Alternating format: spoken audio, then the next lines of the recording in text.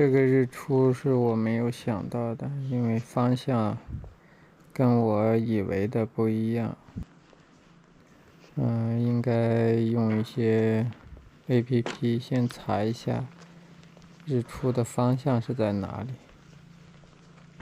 不过这个米堆前面有一个冰湖，虽然现在结冰了，但是化冰后雪山下的冰湖应该很美的。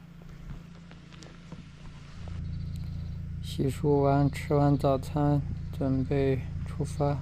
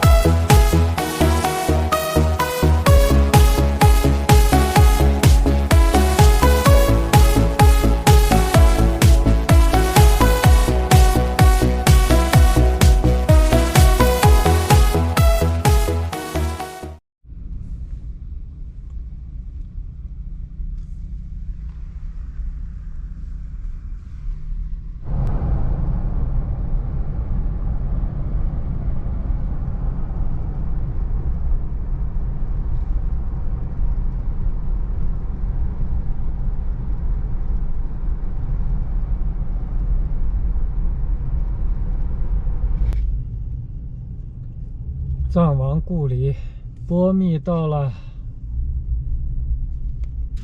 当前是在波密。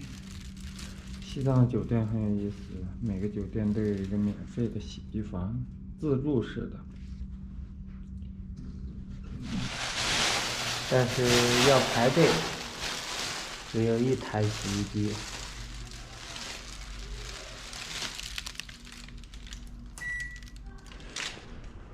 当前住在这个海螺精品酒店，刚才洗衣服出来以后，前台说还有夜宵，我要了份饺子吃。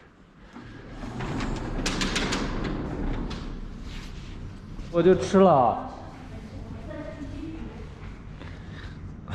刚点完就好了。